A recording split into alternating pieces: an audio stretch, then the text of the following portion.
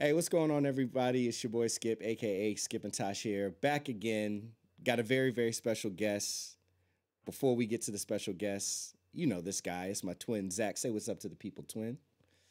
What's up, everybody? How's it going? It's me, Fantastic Zach, here with my twin, talking comics, in for a good time, as always. As always, but this time is extra special because we got someone who created the comics, some of the comics that we've been talking about. We have with us the venerable, the notorious Nick Dragotta. Nick, say what's up to the people. What's up, everyone? Happy to be here. Always a good time. So, with this interview that we're doing, we're going to go through a little bit of Nick's catalog. Obviously, we're going to talk about some Fantastic Four. We're going to talk about some Future Foundation. And then we're going to go off the reservation a little bit and talk about some of the indie work. Of course, things like Ghost Cage. And everybody knows my favorite series of all time, East of West. Yes, I have every single issue except for like 2 covers. We'll talk more about that later. But on that note, Twin, I believe you had some preliminary questions for Nick Dragotta. Go ahead and fire away. Sure. Yeah. So one of the questions I had, just because, and this is just something that I kind of always wondered since I started reading and going through your art, Nick, was like you've got it's such a like distinctive style. Like it really like pops and stands out compared to other artists. Like was that just a style that came to you naturally, or was there like an inspiration to it? I want to say it kind of does feel like it has a more manga vibe to it. Was that something that just came to you naturally, or were you inspired by something? Definitely. I mean, the style you have is kind of what you're stuck with. Like looking at the FF stuff, and then Mm-hmm. later on, definitely then inspired by manga for sure. So I discovered manga a little later in life, and it definitely, when I did discover it, it totally infused my work with new energy and new possibilities. So yeah, for Right sure. on. Very cool. Yeah, I noticed that even more so. I just read Ghost Cage recently, and Hmm. I think it even stood out even more there because it's a black and white book, which a lot of manga is black and white, so maybe that helped like heighten my awareness of it a little bit. But cool. Any manga, like what's your favorite, or is there one that you're reading right now that you really like? Uh, Gosh, I mean, I'm reading right now. I'm reading Naoki Urasawa has a new book called Sneeze.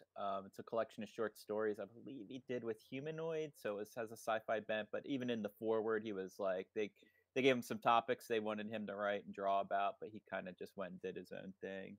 Cool. He's maybe one of the finest cartoonists in the world. He's probably most well known for Monster, 20th Century Boys, and then he did a fantastic book called Pluto. Okay. So yeah, I'm digging his big influence on my own work too. Just a fantastic craftsman, storyteller, whole thing. Right. If you're listening to this and you have not read any Naoki Urasawa, do yourself a favor and go pick up Pluto, Monster, or 20th Century Boys. You won't be sorry. Right on. Very cool. I'll have to write those down, check those out. Obviously, we've got it on the screens. Skip and we've been going through Fantastic Four and Future Foundation, just kind of working our way through Hickman's run. What was it like, when you got the call to that you were going to be working with Jonathan Hickman on some issues of this run, with Future Foundation and with Fantastic Four? Like, what was that like? Because at this point, if I'm, and correct me if I'm wrong, you were still this was kind of like in the earlier days of your career, I Yeah, for believe, right? sure. I mean, so it started with Fantastic Four 588, I believe, or four. I don't. It was the death of Johnny Storm, and it Mm-hmm. was an all silent issue. Yeah. And yeah, Marvel called me up, and Tom Brevoort's office was just like, "Would you be interested in doing this fill-in?" And I remember reading the books at the time, and I thought they were great. Who's the artist that before that was Dale Eaglesham was on it for a minute, and I think after Eaglesham? Yeah. Epting did some stuff too. Steve Epting was killing Mm-hmm. it I mean, he did the death of Johnny and drew that issue. And I remember seeing those pages because I had to reference it, and I just was like, "This stuff is insane." Yeah. So I knew I had to like up my game, and I can't do Epting. um, so I remember going into it being like, well, I mean, I always thought too, my strength as a comic artist is my storytelling. Mhm. So I'm like, Mhm. I'll rely on and that's why I got the gig. It was a silent issue, and I remember Tom Brevoort was like, "You're a good storyteller. You're gonna do fine on this. It's big gig, big opportunity," and it was. Um, but I remember I wanted to infuse a little Jack Kirby into it, so like do a modern take on Kirby. So I kind of looked at a lot of that, was looking at a lot of Epting, and was just really excited. I mean, it was an awesome script. And I look at it now and it's like chunky inks. Like I mean, I look at my work and I'm always critiquing it. But the storytelling was there. I didn't have a really great handle on Sue, but um I drew a good read. You got your classic Nick Dragotta crazy angry faces and Yeah, melodramatic. it's funny you mentioned you tried to you did doing your own take on Jack Kirby, and I can totally see that with some of these different faces, especially with the Thing. Yeah, I for feel like sure. I mean, because I think Kirby, and he does like the square jaws and the more angled face. I think that you thanks. So did no really one well. draws a better thing Um, than Jack Kirby. But it's interesting because oh yeah. I was looking at Kirby, but I also had the Steve Epting stuff before me. Right. And looking at that now too, I can look at Hmm. this, and I was definitely inspired by what Steve Epting was doing. So it was like a modern meets old school, and I think that really like connected. Hmm. And then it was a silent issue, so it's like I get the kind of star, and I have to pull it off. And then Jonathan just writes killer beats. Like the guy knows how to write a page and punctuate it with a visual or a piece of dialogue, and he really sets you Hmm. up as an artist. And it's your job to nail home that beat. um, Yeah, actually, so I mean, while we're on this issue, first of all, this is probably one of, if not my favorite issues of Fantastic Four, just in general. Just I the artwork, it's a somber story, but I mean, just the silent issue. I love the fact that you're able to tell like this whole story, no words, no dialogue, no exposition. It's all just visual storytelling, and in my opinion, you knocked it out of the park. thanks. Um, what's it like when you're going into a comic and you're drawing a silent issue? You're just going to be using pictures to get the storytelling across, no exposition, there's no word balloons you've got to put in, or narration. Like, what's the mentality? Is there like a different planning process that goes into that versus if you're writing or if you're No, I drawing mean, another it's comic just like Ghost Cage no, or it's East of just I West? think it's like editing yourself and making good decisions. Like this page in particular with Reed slumped in his chair. You had to get across like Jonathan's beat on that page is what he's looking at on the screen, and basically like the whole world, the Marvel U is ending. He knows it, and he's got to figure it out. So you want to draw that gesture, you want to draw that face, you want to draw what we feel like he would be feeling. And then like looking at the crying Thor panel, should Hmm. have took the tear out. It's not necessary, and it might be like too much. Like that's something. So like I'm constantly looking at the work and kind of being critical of it and thinking about like where to pull back, where to push it. And kind of less is more, because then you let the reader inject themselves into the read, and that's probably why it resonates like more so than others. Absolutely. Now that makes sense. That's like, yeah, just the posture that he's in, the slumped in the chair, you can really see that he's like distraught. He's staring at the screen, but the screen is staring right back at him. They're at like a stalemate. Yeah, just expertly done. That's one of the biggest things when people ask me, like, oh, why, what is it about Dragotta that draws you in so much? I kind of have to explain to people how you're a bit of an institution within yourself. You take a lot of respect from like the old school, like what you parse and pull from that, but then you've got these manga anime sensibilities that you bring in, but do you make it modern? Somehow you're like futuristic at the same time. But then when I say that, and then people look at stuff like this, they're like, "Oh, okay, I get it now." I only got to say those three things, and then like show them some pages, and they're like, "Okay, I get it." Yeah, I mean, Curtis, I don't know. It's like I love comics, so I'm passionate about the visual form of storytelling. So I want to pull in everything that I love and that has, affected me as a reader or something I've seen in a movie and gotten me emotional. So it's like, I definitely know I'm not the prettiest drawer. Like I won't draw a picture that, I'm not like a cover guy or a pinup guy. Like I'm a storyteller. So I've always leaned on that. And that's what I love about comics. Like I don't like being bored by a comic book. It could be the prettiest thing in the world, but if it's not doing anything for me story wise, it's not serving its purpose. Like that, I like comics to, you know, be entertained and maybe feel something at Yeah, best. So I'm right there with you. Okay, so you've talked to Tom. He brought you in. You do this silent issue. You knock it out of the park. Us as readers, we know that, Future Foundation came, but what did it look like between when you knocked this out of the park to when you guys start talking about taking Future Foundation further? okay, so then that was a while away. So I jumped in and did a book called Vengeance after this, Mm-hmm. I believe. And I was like, all so Vengeance, we were like 2 or 3 issues in, Mm-hmm. and I was offered Future Foundation, and I was like, I can't leave Vengeance. Like I loved Vengeance too. I loved doing that book with Joe Casey. It was an awesome time. We Introduction of America Chavez. Let's make that very, Yeah. very clear for people that don't know. It wasn't just Joe. You also were the creator. She's been on the big screen now. Almost made $1 billion movie. Multiverse of Madness, Doctor Strange. That America Chavez. Okay, my bad, Nick. Continue. Amongst many other great characters too. Like I think it's a Hmm. real fertile book. Hmm.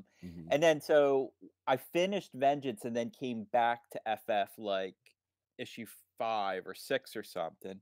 Okay. But like they were Marvel was like super just supportive, and they were like they loved that FF issue I did, and then they were like, we I didn't know about this, but they're like, it's gonna go away, and then we're gonna relaunch as Future Foundation, and then eventually become the FF. And they were like, we want you to do Future Foundation, but I Hmm. said I don't want to leave Vengeance, so I finished Vengeance, and then I said I'll come back on Future Foundation if you'll still have me, and they were like, yeah, great. So, um, and then it was just jumping into the book, and yeah, it was all it was awesome. That was like the first time then me and Hickman were working together pretty regularly. So it was cool. That's where I got to know Jonathan, and I definitely grew as an artist because that's when I was really kind of reading a lot of manga, and you could see the stuff gets pretty sci-fi. But I look at it too. It's a lot of Hmm. I grew a lot after this book too because I thought it was very the inking is always not never been my real strong suit. Um, but the storytelling's there. So, so you drew and you inked your own work as well, or is Yeah, that yeah. I something you started don't do as working much now? digital Or around this time, full digital. So I was penciling and inking okay, digitally. Yeah. awesome. Yeah, I love this issue. This particular one. I think this is number 17, the Johnny and Spider-Man Yeah, I one. mean, a lot of people love this. I get a lot of comments It, on this. People to this it's day talk it's about it. so great because it's like complete opposite end of that FF issue you did, where it was like really somber, really like you know despair and like sad and everything. And then over on this side, it's a lot more of like this comical, chaotic two buddies sharing an apartment story, and there's just so many twists and turns and just crazy things that happen. My favorite scene is this one. It starts right here, this bottom panel on the right, where he's like, yeah, sure, I'll take a shot, just donate my body to science or something. And then the next page you see his eyes. They just it's like I can see it play out in my head like a movie. I love this whole story. Yeah, I mean, like, that's not a great drawing of Peter Parker, but it doesn't matter. It's just like the eyes. And when I look at this, I say kudos to Hickman, because this was a full script. He had this thing planned out to a T. I mean, I took liberties, I think, like on these pages, like Johnny doing like the flame between his legs, but like they might have just been like in a car joyriding. But like I can't even remember what was written and what I might have added, but it was mostly all John. This is like a full script. I was like new to the gig. I'm just like doing my best to keep up. And like to write comedy in comics, especially with older, like these legacy characters, I think is really difficult. So I was like, well, let me harken back to the nostalgic look of like Johnny and Peter, and with this like more modern take on the storytelling and the layouts and stuff. And I mean, John just freaking nailed it. I mean, I still laugh at some of this stuff. Like it's just I mean, he doesn't get enough credit for the comedic writing. I mean, it's just brilliant. It's so good. Like I like there's the horse guy, and he's like it looks like he's trying to serenade the police horse up there in the corner. Johnny's sitting on the police officer, and Peter's like passed out with the moloid making fun of him. So I don't know if I sent this to you, but hold on. I gotta go to my cam. The best part about this whole issue was this. Bro, how you got the moloid kid in the b-boy stance, bro? I was like, this dude Dragotta snapped, bro. Well, he's just dancing. Yeah, he's just in his own little. Like, come on, bro. Like, and he's like in his cowboy garb too. Yeah, I was gonna say his shirt's tucked in. He's got the belt buckle out. There was always a joke with like I think the next issue he's wearing a T-shirt that says "I party with Johnny." Yeah. There's always like yeah. I mean, I don't know what happened. Like, yeah, this is just a really fun issue. Yeah, man. This one's incredible. It's so great. And again, I think, you do get the Kirby essence of the characters, like with the faces and everything, like Johnny. Even like they had those few panels back there where Mary Jane's in there, kind of like just hanging out with Johnny in the background. It has that very old school look to it. That's great. And even some Ditko really right there on that Peter face where he's staring forward. Like I see the Ditko in there too. Like yeah, I got a lot of classic Marvel in me. I mean, as a kid, I just grew up drawing those comics: John Buscema, Sal Buscema, Ditko, Kirby, all of them. Just that classic Marvel look. Absolutely, I loved it. It's in my DNA. Yeah, man, it's so rad. So you're on here, you and John start, getting closer, working in tandem a little better.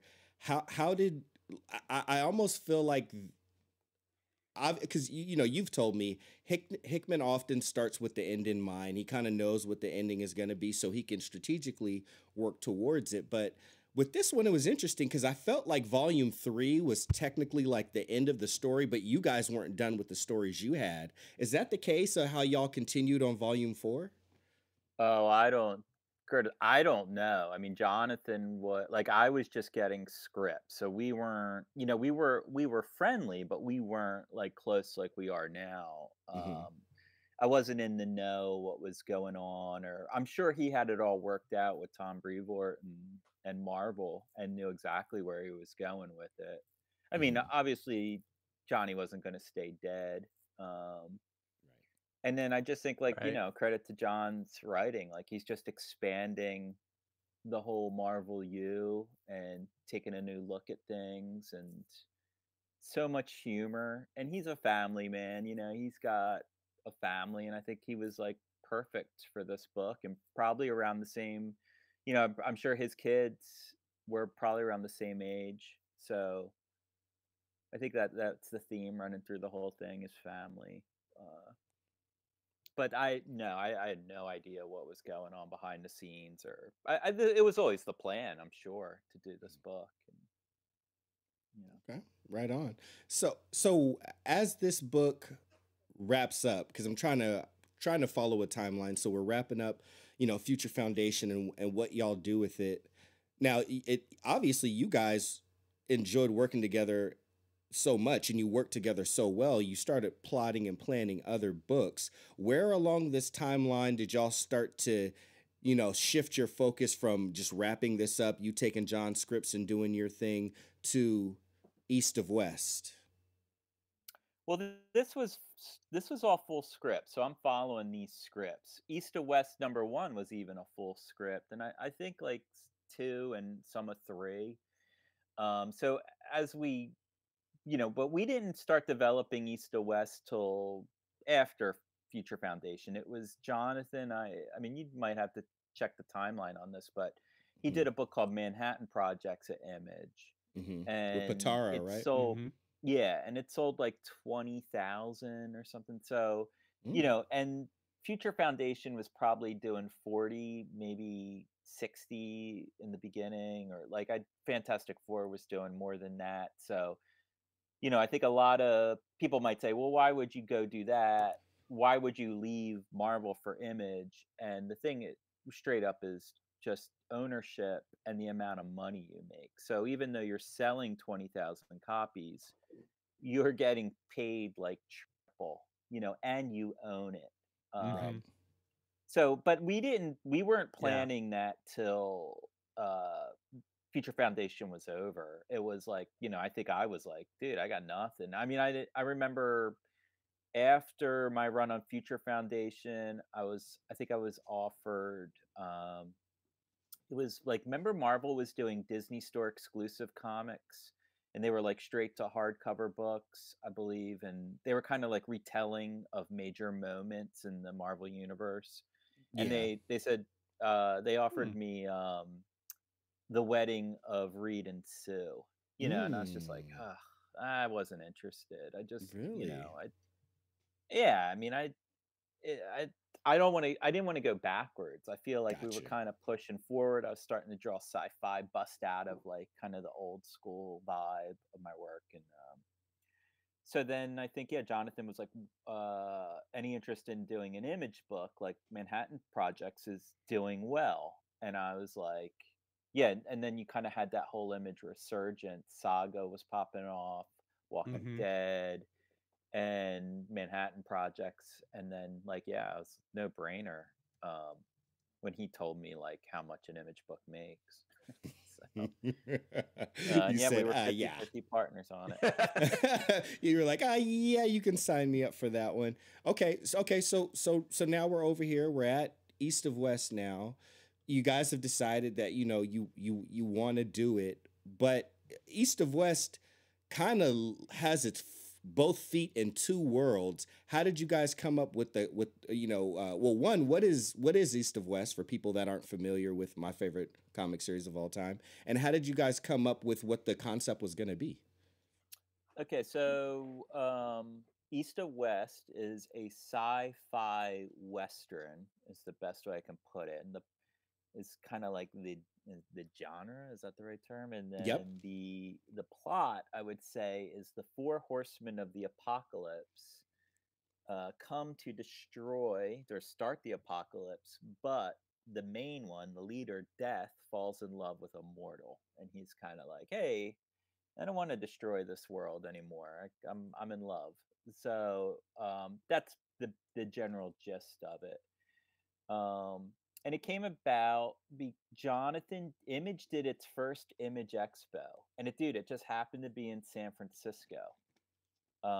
And again, like Image was having this resurgence, and Jonathan came to promote Manhattan Projects. Mm-hmm. And I was living in Alameda, which is Well, no, it was actually in Oakland, so it was even Even to closer, where I yeah. lived. And the Um, image offices were in Berkeley at that time still, right? So they yeah, and weren't the even Image far offices either. were in Berkeley, so everything was kind of happening with Image, and like I was living right in that area.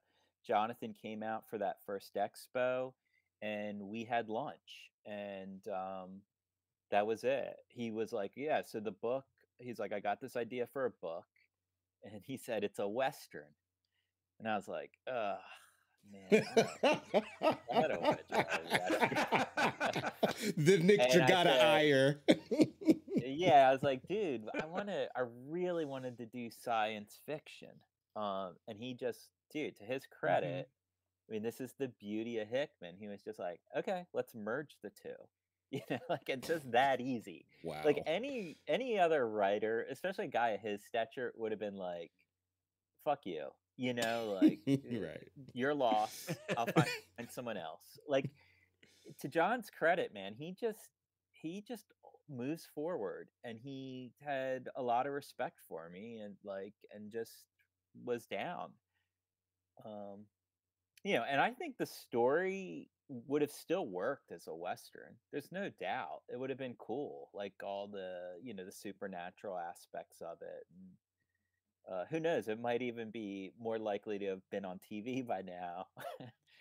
But the sci-fi aspect was just where my head was at. I had to draw these like floating barges and hover bikes and mega cities, because I remember that Nice. new Judge Dredd movie came out, and Ah, yeah. I just wanted to draw like a Dredd type comic, and thus the Ranger. Like it really is a product of just our influences and what we were looking at the time. Bro, you're blowing my mind right now. I never even got the Judge Dredd like connection, and I was just literally watching a video with it was the cartoonist kayfabe. I was like I was doing whatever in my room, and it came on, and it was the one where they had Brian Bolin on there, and eventually they went Mhm. back and started talking about Dread and all that stuff. That was today, so it was crazy that like you tell me this now, and I'm like, oh yeah, the Ranger, and oh yeah, like the futuristic cities. Okay, wow, mind blown. Yeah. Um, s- so you mentioned something along the way, how like John just flipped the switch and was like, no, like that's fine. We'll make it work. And how if it was a Western, it might have gotten picked up. Just some encouragement and some hope for everybody. How long ago did Criminal get optioned and it's just now gotten the green light to start production? I don't Like, know. I mean, there's, I mean, East to West was optioned. It was like it was at Amazon, and there was a pilot written and everything. And, you get up to that point where they have to decide, all right, are we going to shoot the pilot? And unfortunately, to do East to West right, I think it's going to be a very expensive show. And at the mhm, time at Amazon, there were like multiple expensive shows, and rightfully so. They Mm-hmm. stuck with the known brands, Lord of the Rings and whatever else they ended up doing. But yeah, you know, it's out there. Every now and then people are interested and want to talk and stuff, and I think eventually it'll happen. Unfortunately, I'll probably be like 70 years old. Old man Dragata. Won't be able to enjoy any of the money. You'll have your grandkids will be watching on TV and be like, I drew that back in the day. Yeah, I mean I think it's such a great commentary on modern day America. So I could definitely see it happening, and with the right director. And there's been quite a few people we've talked to that I have no doubts would have nailed it, and it would have been awesome. But you know, Absolutely. I'm keeping hope alive myself because, like I said, all that right. that got Criminal got optioned like closer to around the time it won its first Eisner, which was like what 2008 or 2009 or something like that. 2023, we're about to see it. But Yeah, dude, it's all good. It's yes, all but good. on the, There's but I mean, there's so mhm, much exciting comic stuff being made all the time. So it's like True. I think, exactly, the good stuff it'll happen. the cream rises to the top. So back to the book itself. you know, of course, 45 issues. You go, you know, the one thing that could stop death, love. You know, so love's going in, and we go through this whole thing, and I highly encourage people that have looked and said, "Man, that looks really cool," and have not cracked open this book. Buy this book and crack it open. There is a reason why people who love this book rave about it. But as you're going along the journey, like it seems that eventually you start to have more and more influence on this book. Where did you start to feel like you were really, you know, like you know, sharing storytelling duties with Hickman, or able to kind of give notes and more of what you wanted to see within this book? Um, I mean, Jonathan always set the direction. So Mhm. I'll never take credit for like the overall plot. That's all John. Mhm. Where I start to like um inject myself a lot more uh in the story is just like say the scene to scene storytelling. Okay. So by issue 3 or 4, like we were doing Marvel style. So I was just getting like a plot or an issue outline, and Jonathan always had each scene laid out, like just each scene saying, you know, Death talks to Archibald or Death talks to the president, shoots the Mhm. president. And then within that, like I can go, oh, this is going to be 6 pages or 8 pages, or I want to really end on a splash. So I got to dictate the visual storytelling, and then Jonathan would go Hmm. back in and script it. Okay. But like we always, you know, we always just had full faith in one another and on what we did. And then there's definitely some issues, like the train heist issue. Mhm. That's like I don't know, issue 30 something. I forget what number. Where you know I was like, John, I want to do, we got to do a train heist. It's a western, like, and our trains are in the sky, so that'd be really cool. Then I remember he wrote that, he gave me that plot, and he was just like, all right, Nick, here's your train story, do it.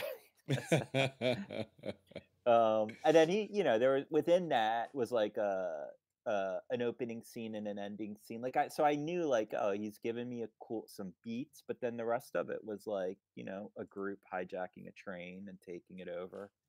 Um, and we did a silent issue. You know, he's just like, dude, draw some badass action. Um, so it's like places like that I got to kind of do my thing. But man, I remember too. There'd be times where I'm like, well, let's see how Jonathan writes his way out of this one. You know, I'll draw something within it, and dude, without fail, every time he would elevate it. He just he's so good at the dialogue, and all the characters always sounded so hard and like with a purpose, and he's really he's awesome. You know, so as much as I tried, he would always come back in and elevate the work. So kudos to him. Yeah, no, he is that good. It is known amongst the ranks of my friends, and this is something that we connected on. Like the first day we met, we did an interview. The first day I talked about how issue 22 of East of West, the silent issue, which r- it all happened within a minute, right? Like, Yeah, something like that. okay, Well, they yeah, have because a certain no, they have a time. It's if you yeah here we'll see in the first few pages they set their watches or something, and there's like a countdown there. They Oh have yeah. an hour. oh, an hour. Okay, okay, okay. I thought it Yeah, was like so a they come minute. out of the container. They're like a little terrorist cell in a container, and then the guy gives them like the heave ho, starts the clock. This is one of my favorite bits. So yeah, I mean, I remember this script was just like, I think, man, I can't even remember. It's been so long. Like if Jonathan wrote this happened in the tub or whatever, but I probably saw something where I'm like, I like the way people look like half in water, half out, and then wanted to use that and have her come out of the water, Man, and it's then just getting her to do her thing. She's a badass. Like she's total been trained badass. to be a Yeah. killer her whole life. And then like I think this might be the first one of the first times you really see it. And so this is interesting too. Like this is something I developed, I think, like over East to West to save time, like not draw all the action, but then use speed lines and silhouette and like blood splatters and how effective that can be. Yeah. Mm-hmm. I'm sure I saw it somewhere in a manga, and then I just like ran with it. And so like whenever I got really violent, I always felt like this was way more effective than showing every, like you look at the previous page, showing every little bit of action. Mm-hmm. Um, and I'm sure, it might turn some readers off, but like that's a good thing because that's what violence should do. Well, totally. I mean, yeah, this one right here with like all the silhouettes and everything, like it leaves it up to the reader. It's like, they can kind of fill in the gaps in their brain, I guess, like Mm-hmm. however violent they want to imagine it being. Um, yeah, no, I like that kind of storytelling where it's like, you show just enough, but then the reader can take it further if they want to take it further. I Yeah, enjoyed that. totally. Yeah, because it makes it a little collaborative. Now you're inviting the reader in, like, hey, let me suggest things, and then I want to inspire your imagination to fill in the gaps, and then that can have the reader connect more to the story because now they're part of the creative process. Once the book has been published, they get to kind of create what we like to call head canon. We got a little of our head canon, and it's unique to us, and now it makes the story that much more dear to us. So very Yeah, I mean effective that's the storytelling. magic of comics, right? I mean, all that happens between the panels. So all those borders, you're injecting yourself. You're putting, and a good storyteller will kind of point you in the right direction, right? We don't want to confuse you, but Yep, 100%. Okay, so East of West, we get to the point where it wraps up. Fantastic ending. Obviously, one of the biggest themes of love, which starts out as a seed once you find out why Death defected from the other four horsemen, and then blossoms in full bloom, especially in the last issue with the different revelations and kind of how things concluded. Like I noticed a theme in some of your books that you like to introduce certain certain morals or feelings, but what are some of the most important parts of your personality that you put into your work? oh gosh. Yeah, I I don't got know. you. I mean, even if I did know, I don't think I'd tell you. Okay, you're gonna play Yeah, I mum as don't. the word. Gosh, Okay. I don't know, Curtis. I mean, honestly, I'm just trying to be. You want to be entertaining. I want to create a page turner, and I look at work that inspires me, or I'm pulling from things like whether it be movies, music, film, something have I read. Just thoughts, and it's really kind of that simple, and but yeah, I never know if I'm really pulling it off, Mhm. especially when I did Ghost Cage. It was like, gosh, I don't. I mean, it's just, yeah, that was a very scary thing when you're writing and drawing, with, and I co-wrote that with Caleb. But we weren't sure how it was going to be, what readers were going to read into it or what they were going to think. And I guess maybe it's a little more simplistic, compared to East to West, but Yep. you put yourself in the work, and it just shows on the page. Like the work is who I am.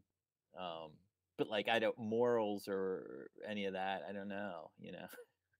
A lot of my characters have no morals.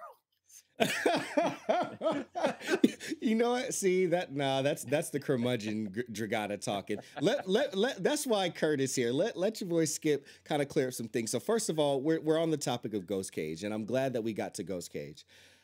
Some of the themes that I see and some of the morals, or at least like the moral compass, and characteristics of your characters from East of West, like let's say Babylon. Babylon, the most awesome part about Babylon is from the biblical, lore and perspective. Babylon is supposed to be this, it's this terrifying, creature that's coming to bring pain and terror and ending. But y'all flipped it on its head because in East of West it's a child, and you meet him when he's a child, and he is very childish and childlike and, still full of wonder and pranks and jokes. I felt a good bit of that brought over here over in Ghost Cage. That's one of the themes that I feel from your book is wonder. You always seem to carry or introduce like a childlike wonder into your work. Am I off on that, or am I hitting home? Well, yeah, I mean, I guess so, but I think that's just the love for comics and science Mm-hmm. fiction and Mm-hmm. growing up a Star Wars kid and ET and probably Steven Spielberg and George Lucas, I guess. But like I'm sure that's in my like one of my biggest influences because I've watched those movies over and over and grew up on them since I was like a young kid. But like going back to Babylon and Ghost Cage, to me, when I was hearing you say that, like the connecting thing is being raised or influenced by AI or the Mm-hmm. internet. So like Right. Oh. Babylon never took his goggle. He was literally raised by a computer in Right. East to West and was manipulated and lied to. And Mm-hmm. Ghost Cage, we kind of take that same kind of theme a little bit, but it's an office worker Mm-hmm. who then only knows her boss through an AI Mm-hmm. and basically does what she's told until she, sees the light, if you will. But so I guess it's just kind of like maybe in reaction to social media and the internet and the role it's playing in society. Um, Yeah. Yeah, that's where it all comes from, I guess. So. Yeah, I can definitely see that. And was it Sam? Was that the name of the? Yeah, Sam is the the new incarnation of energy. Yeah. So when this started, Caleb and I were just hanging out in Alameda, and we started Ghost Cage when East to West was like probably in its last year, Okay. and I was just like looking for something different to do, like as I was drawing East to West. Like, and if you go back and look at those earlier pages, they're like super cartoony, Mm-hmm. and I was like kind of trying to Mm-hmm. change my style a little bit. And I know I wanted to do black and white, yeah, like these pages. I know I wanted to do black and white and get away from color for a bit, because one, Frank Martin wasn't going to be available, so it's like, then why bother having colors if you can't have Frank? So good. Frank's so But amazing. also, going back to what Zach was saying, like influences, just this is kind of definitely a love letter, me and Caleb's love letter to manga, and just doing something that economical, and like we did minimal tones on it and stuff. So, um, yeah, I forgot the question. I'm lost in my own bullshit. Oh, no worries. It was just we're kind of comparing like that childlike wonder because like you were talking about Oh, Babylon and being Sam. Well, influenced. yeah, Yeah, with Sam. I and feel then like Sam is the Sam innocent character, the child in this story is how I felt Sam starts, was. right? Yeah, and so Yeah. it goes back to that nature versus nurture, and Hmm. as Sam, so going back to what it was, Caleb and I literally just set out to make a fight comic. Like, so Oh. originally this book was about real Oh, okay. estate because we were living in the Bay Area at the time, and we were, I was in my 40s and I didn't own a home. And I was just like, how do people afford houses? And like East to West did well. I had some money, Mhm. but still couldn't afford a house in the Bay Area. And Yeah.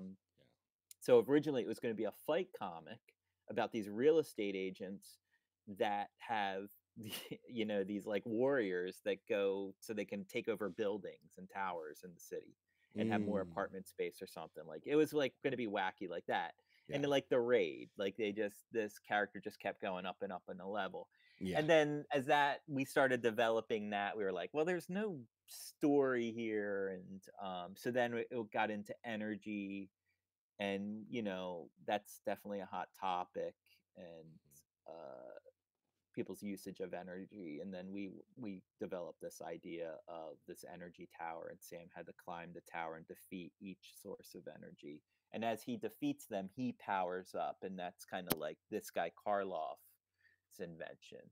um and that was like the basic gist of it, and then me and Caleb just got cooking, and we didn't really know the end. We knew the ending, but like we knew Sam and Doyle were going to end up on top and win, but you know, all the little twists and turns we had to create and stuff. So That's rad. yeah. And Twin, you had not Very too long cool. Gosh, ago look at the had work. Look, it's got so much more refined than them FF inks. You see what I'm saying? Like, oh I yeah. beat those inks up, but look how clean and much more balanced this is. It's just, it's more consistent.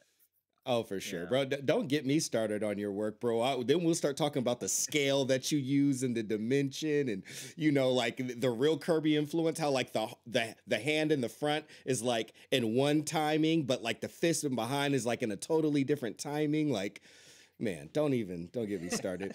Twin, you read this recently. What are some things that come to mind? That Nick might be able to kind of explain to the people. So I love the whole concept of the energy tower. Like you were just saying, each different level has a different like monster. Like there's the coal Mhm. one right here. As you go up, there's like water and one of the, I think the very top is like the Yeah. nuclear one. Well, Sun is the So I last, did but like, she gives him or the Sun. pass. She's Yeah. just like she kind of gives him the clue on how to defeat Karlov, I think. Yeah, there's Hydro. Yeah. And then I liked with the wind one with the windmills. mm, I liked how his name was yeah, Quixote, yeah. because I thought I was like, oh, like Don Hmm. Quixote, the guy that jousted at windmills. I thought that was really clever. Thanks. Yeah, no, I really like this. Like I said, it was really manga esque, which I'm into. I've gotten into reading manga recently, so it kind of helped make it. Not that it was difficult to read, but it was like just more of that vibe that I was able to kind of like sink into. It was really really cool. Um, yeah, and I was kind of almost bummed at the end. I was like, oh, there's not more of it. Because I liked Doyle, I liked Blair, who you meet, I think in like issue, I think it's the second issue. And Or then it might issue be one, yeah, the she second or pops third. Hydra. And Yeah. issue one, yeah. No, thanks. Yeah. But yeah, it was just a lot of fun to read. And I like, before like young comic readers act, at 14, 15 years old, he might have said something like, it's just black and white, maybe later. But now, like as I've grown and matured as a comic reader, I'm like, I don't know, something about it. It opens up, going back to like I was saying about that East to West panel, where like you leave it to the reader to imagine and kind of invite them to have like almost like an interactive experience. Like, okay, you can kind of fill in the gaps on what colors you think the setting should be, the character Hmm. should be. So I have a whole big respect for black and white Yeah, I mediums now as feel far as comics and it's manga go. building off of what you're saying, I feel like black and white reads a little more immediately if it's Mm. designed well. Like Mm-hmm. you kind of I can transmute my idea quicker. Like Mm-hmm. not to say like East to West is gorgeous and you got a Frank Martin, like that adds a different flavor, a different level. But I think like for certain stories, um, you know, Ghost Cage would have been beautiful. Frank would have colored it. There's no doubt about it. But it also works within how we presented it and for the comic we did. Um, but yeah, I think black and white reads a little quicker. Like you can kind of grasp it more quickly. And yeah. And I feel Totally. like Ghost Cage was a little bit more of a black and white type story, whereas with East of West, it can get pretty complex with the ensemble cast and all of the Mm, political posturing and and positioning that people are trying to do, use their leverage to influence each other. Whereas like Ghost Cage, I did feel like it was more black and white, and I did feel like it was a little more straightforward, and there was like a really there was a relief in that to say, okay, I very much know who's on this side, who's on that side. What I don't know is how the characters are going to grow and where they'll be at the end of it. And that was part of the fun reading it month to month, just to go on that ride and kind of just take a straightforward journey and just kind of see how things went. I really appreciated that about it oh, as cool. well. Thanks, guys. Yeah, I mean, that's what we said. That's what Caleb and I set out to do, is to keep readers guessing. And even, I remember on that book, we talked about it. Like, let's be a little more vague. Let's not give every like let's not hint too much at what's going on, or let's try and be cryptic and keep readers guessing. Um, Yes. so Yeah. that's, if we succeeded, awesome. Oh yeah, very much so. And I got to watch some interviews with Caleb because obviously I know you, but Caleb I wasn't very familiar with, and I thought I heard him mention that he worked at Cape and Cal, but I had never. I think by the time maybe Mm-mm. he left Cape and Cal, I like hadn't met him up there, so I didn't really get to meet him. No, And that might be a different Caleb. He oh was really? Okay, always at, yeah, I don't know of him to ever work at a comic shop. He's from Kansas City, I believe. I believe And so.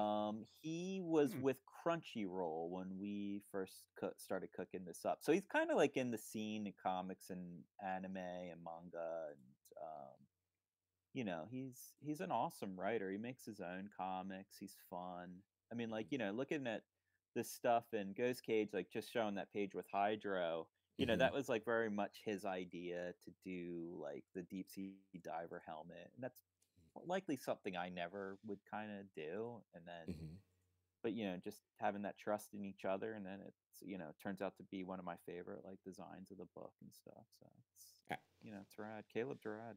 Yeah, yeah, I definitely, as I was watching, I was like, oh yeah, that's a dude that I can hang out with. And he started really getting deep into manga and stuff like that, and like anime, and he was hitting all the right notes. I was like, okay, I get why you two work together, Oh and you yeah. work together well. Well, okay, Yeah. well, we'll leave Ghost Cage up, but kind of, as we're getting close to wrapping up the interview, speaking in a little bit more general sense about, your experience, as a comic book creator and writer and whatnot. Twin, I think you had a really interesting question for Nick that you shared with me. Yeah, yeah. You mentioned earlier, like talking about, when you were on FF and then shifting over into East to West, that you were like really getting into like you wanted to draw sci-fi and science fiction. Is that still like the big genre that you like to work within and draw around, or are there any other types of genres that you would like to work in or that you have worked in the I past? mean, honestly, it's just up to the story, really. Like if the story is compelling, I want to draw it. But sci-fi is like there's just no rules. So, and I think you can make your work a lot easier, and that's what I think we did with East to West. So, if I didn't want to draw a background, I could just set it in the desert. And if I didn't want to draw horses, I could put them in a spaceship that are rectangular in shape. Like uh, it Yeah, just go totally. works. Now, with that said, you still want to design the hell out of what's left and do your best. But that's why I love science fiction, and it just seems like the possibilities are endless. And then it also it mentally for me it just feels easier to do because there are no rules. But no, I mean, it's funny. We kind of covered a lot of stuff that I had looked at recently, like this, the Peter Parker Johnny Storm issue, and I just was like, man, I'd love to do like more comedic, like a comic book that is funny, like that Peter Parker Johnny issue, FF17, and like, a series that's consistently funny would be really fun. I mean, a real challenge though. So, but Yeah, that would be cool. Yeah. right on. On that Oh, note, I would recently, totally pick that up. yeah, recently you did draw Peter Parker again. How Hmm. was that? There was an issue of Spider-Man with Zeb Wells that you also filled in with. How did it feel to return to the It world was of Peter awesome, and Parker? I tried to capture that old Peter, and then I read on some people on Twitter did not like it, but Ah, you people know, people on Twitter, do they like anything, Nick?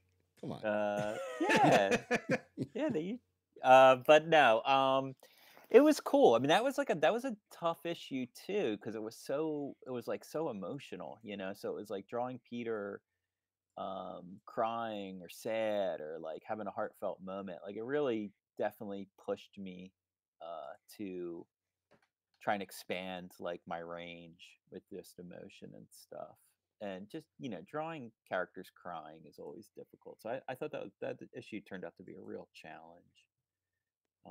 But yeah, man, I love every now I love the occasional Marvel gig. I mean, I love Marvel comics, so it was fun to do. Right on. Okay, so on to some. We'll bring the vibe up a little bit, and we'll get on to semi rapid fire, but kind of more interesting general questions about comics. So, what has been your favorite moment in your comic book career so far? Jeez, I don't know. I mean, I think whatever's next. Every time you finish a project, it feels great. So let's just go with that. That's a good place to go. Forward march. Yeah. Yeah. Oddly enough, I just finished reading Beta Ray Bill Hmm. by your boy Daniel Warren Johnson. DWJ. Yeah. Yeah, and that was a panel in there that I had to screenshot and I took with me when they were in the ship, and I forget who it was. I think it might have been Bill saying like, oh well, can we go back? And the ship just looks at him, Scuttlebutt just looks at him and says the only direction is forward. I was like, oh my gosh, DWJ, you do it again. By the way, I got to stop and say, okay, so y'all are homies and y'all know each other. When does Curtis get his DWJ and Nick Dragotta comic book? Come on, man.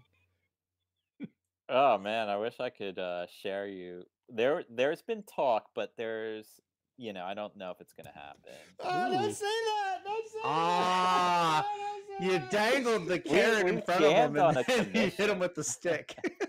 But dude, Dan is on his own planet. I mean, the dude is a force of nature. He's honestly maybe, I mean, no hyperbole. He might be the greatest living, like, working prose right now. Like, the dude, He's up there. to write and draw your own book and to consistently nail it. He's awesome. And then I've spent some time with him on the convention scene. Like, I'm not a super close friend to Dan. We're friends. Mhm, And most of our friendship stems from traveling together, doing mhm. shows and stuff. Yeah. But like, just I've had the pleasure of sitting next to him and watching him draw, and it's humbling. Like, he is truly. eh, I mean, I'm not using this term loosely. Like, he's a genius. He's that good. He just throws it down. I don't even know where it comes from. He makes it look easy. He's incredible. Oh yeah. He's amazing. Oh, Okay. and All he's right. young, and that's what pisses me off the most. That's all right. Hey, Dragotta, you aging like fine wine, man. You got to stop that. Come on. You got to show these young whippersnappers how it's done, okay? Oh my gosh. All right. So, okay. So, what I'm hearing, if I take out your negative part at the end, I'm going to edit that in my mind. Some things have happened, and you're telling me there's a chance. No, there's not. I mean, Damn it, Dragotta. there was just talk, but you know what? It's funny. I can't mention the project, but Yeah. when it comes out, then I will talk about it. But I'm likely not to be a part of it. Okay. Well, when it's coming out, can you at least just send me one emoji, just something super vague that puts hope back into my heart since you just sucked it out? Will do. All right. All right. Fair enough. Okay. So on the flip side, what has been one of your most embarrassing moments that you can share in your comics Hmm. career? Gosh. I mean, I don't know. Pick an issue. Pick a. Hold on. Let me see what I got here that I texted you not too long ago that you probably don't want me to flip through. Nah, it's fine. Losers. I mean, the losers was fine. It was like my second gig, but yeah, I mean, that stuff was, you know, dead inks again. So, I mean, nothing. Yeah, it's the work, and you grow. That's what's kind of cool about comics. You you're growing every job, and I've always looked at it like that. Like, it's an opportunity to do your best every time out. So, Yeah. um, and it's cool to look back on it and definitely see that growth. I see it just within an issue of my latest work, of how I start drawing a character one way, and by the end of it, I've like maybe figured out a little more how to draw that character, especially Death with every character in East to West. I mean, they started that issue 1. Um, none of those characters look the same by the end of it, at least the way they're drawn. Yeah. So like I got comfortable in the way I acted them, and by the end of it, I felt like I could do anything with them.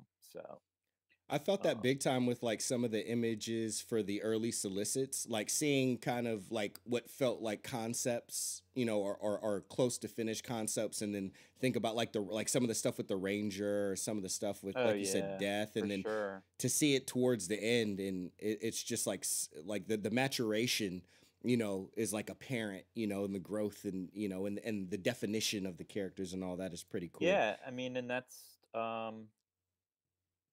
kudos to like uh creator owned comics, I think, and the fact that we could do whatever we wanted, and I got to really find myself as an artist. Like going back to the comment about sci-fi, like no rules, just doing what you want, drawing what you want. And it goes back to like I think earlier I just recently picked up this book, How to Draw Comics the Viz Way, or it's something like that. Doing Hmm. comics the Shonen Jump way Hmm. or Oh, something. okay. And there's a great like intro to the book, and it's like this isn't going to be about craft and like what pencils to use and the tools and how you should draw. It's really about, and this is so true, and this is something like I know that I is what I did with my work after, like, since I did East to West, is draw what you're passionate about. Yeah. Like no matter what your level, Mm. just draw what you're passionate about, and then they also stress within your capabilities. Mm. So that's like such a great piece of advice for anyone, really, especially if you want to draw comic books. Draw what you're passionate about and then do it to the best of your abilities, but know your capabilities in a sense. Like, so with East to West, I didn't draw like crazy spaceships with lots of wings and stuff. I just made rectangles. And those Mm. are just as effective and might even fit the aesthetic better. So Mm-hmm. you can kind of like play to your strengths. And then I was really passionate about the work. So, and I think that's like why it was what it was in a sense. Absolutely. No, I can totally see that. Um, I was really looking for something more like you fell asleep at a con and you drooled on like Howard Chaykin's lap, or you like accidentally spilt some coffee, or like gave, I don't know, Gary Duggan like a reverse mohawk or something like that. That's what I was kind of really No, looking for. I'm, But you know me, I'm pretty low key. that's why they won't let me into comics, because I'm not low key. Like that's all the stuff I would do. Like, oh, look at that little Curtis. He's so nice, and like, yeah, fall asleep around me. I'm gonna put some hot sauce on your upper lip. You know what I mean? Like that's why they won't let me in, Nick. It's a travesty. It's a shame, but that's another Yeah, well, Dragotta interview. All right, man. Well, as we're wrapping up, I think it's only right that we got people interested. We're showing your work. A lot of people who are watching are already going to know who you are. There's going to be some who know you a little bit, some who don't know you at all. We're getting them familiar, and like you said, forward is the direction. So, what should we be looking out for moving forward from Nick Dragotta? well, it's the 10-year anniversary of East to West, so we possibly might, Nice. do a new collection of some of the work. Um, maybe a one shot or something. We'll see. But this would be the year. Oh, very And cool. then Oh, there he is. I'm drawing pages for Once Upon a Time at the End of the World with Jason Aaron at Boom. And then Mhm. I take over the book after Layla Del Duca finishes her arc at the end of the year. So 2024, my issues will be coming out. Um, yeah. Nice. So Very cool. and Yeah. go What ahead, else you got? Curtis. What two covers don't you have of East to West Oh that no, you no, oh no, need? it's over, baby. It's the well, what two covers don't I have? Okay, okay. I thought you were talking about those deluxe hardcovers, because I was like, I sent you the picture. I got all six now. But the two ones that I don't have, one of them is a Those people sell those for like $300 on eBay. Those hardcovers. Yeah, I don't know but if anyone's paying for that, but like you're sitting on like you have every cover of the hardcover. So what's that? 6 books? yeah, 7 if you count the standard Six. size hard for the first trade. Yeah, I got yeah. 6 times 300. You're like $1,800 on trades. You damn right I am. But to me, they're priceless, so can't What about nobody to have say? them. Yeah, but you didn't pay that money for those, did you? Oh no! Well, half of them I got from you. So, and the other half, well, like, so, and then the other ones I got from the shop that me and Justin go to, like 2 of them, and then one of them. Oh, cool.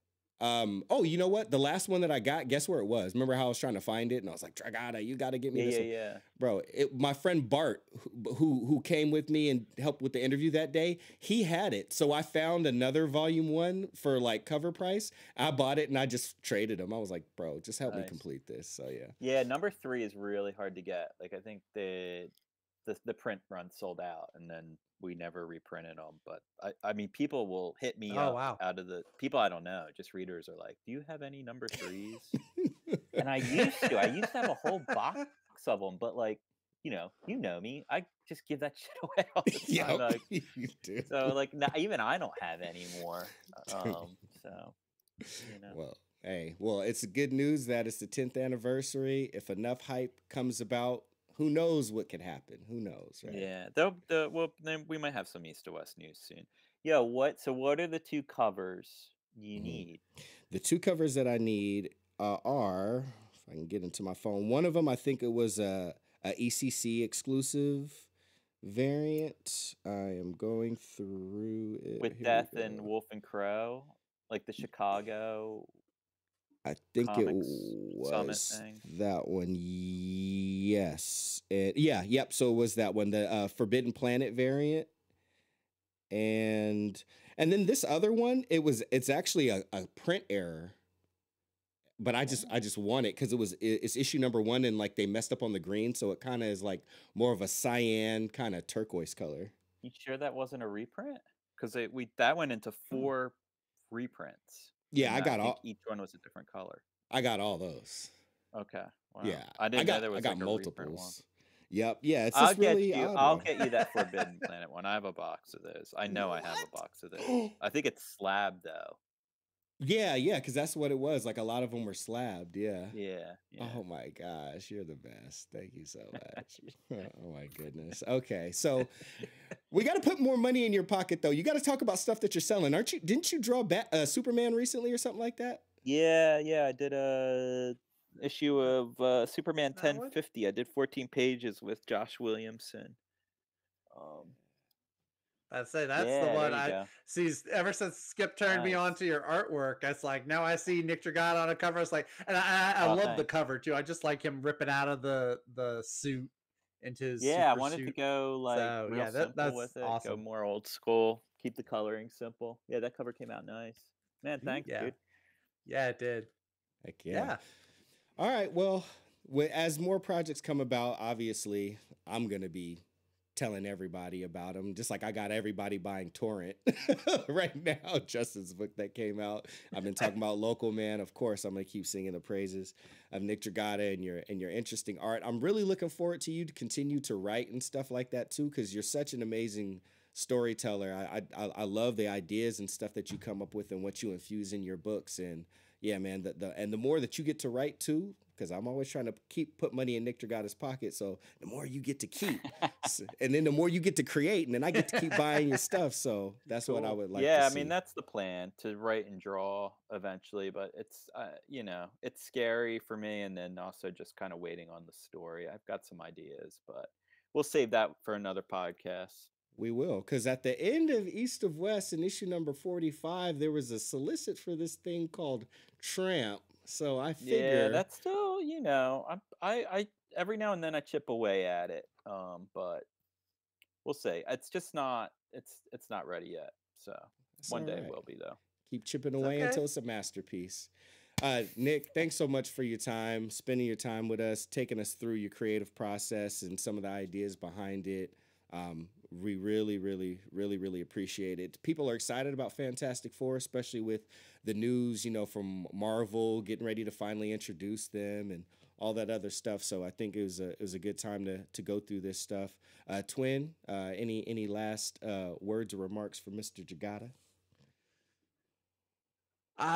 No, just thank you for taking the time, and it's been great talking with you. And like I said, I'm just like, before I would just hear Skip just go on and on about, of course, East to West, like you said, it's his favorite book. So he'd go on and on about Nick Dragotta's art and be like, okay, okay. And then we start talking about Fantastic Four. And I just, like I said, that first issue, the silent issue, I was like, I get it now. I understand why he goes on about this guy.